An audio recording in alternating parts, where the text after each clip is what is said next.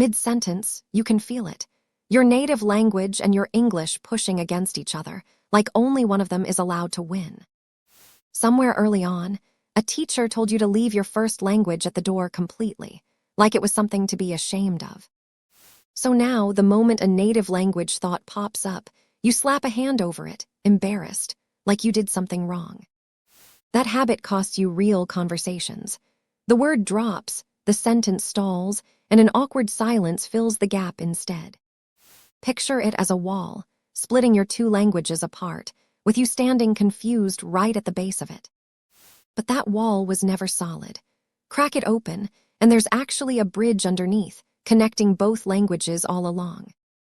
Your bilingual brain isn't two systems at war. It's two gears built to turn together, not fight against each other. A sentence's shape often forms in your native language first, and that's completely normal.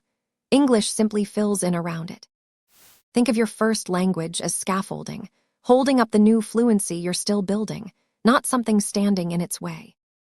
So here's the reframe. Instead of pushing your two languages apart, let them shake hands and actually work together. Watch how it works. A brief glance inward, and then a full, confident English sentence comes out the other side.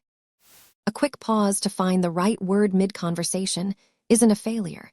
It's simply how bilingual brains naturally work.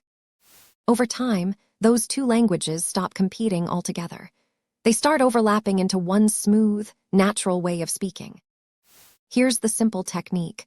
Think it in your native language first, then say it out loud in English. That's genuinely allowed. Try it next time you're ordering something. Let the thought form naturally, then say it out loud, unhurried and calm. The more you practice this, the faster that gap closes, until thinking and speaking start to feel like one single step. There's real pride in holding both languages at once. It's not confusion, it's a skill most people never get to have.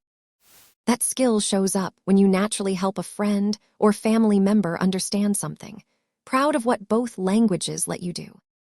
You become the bridge yourself, the person who lets two different worlds actually meet in the middle. Look back at where that wall used to stand. It's gone now, just an open path, and you walking through it freely. Picture yourself speaking confidently in a real room, your native language sitting calmly beside you the whole time, not fighting you. So stop treating your first language like the enemy. Let it help you, starting with the very next sentence you speak. Your native language was never in your way. It was the bridge the whole time. See you in the next one.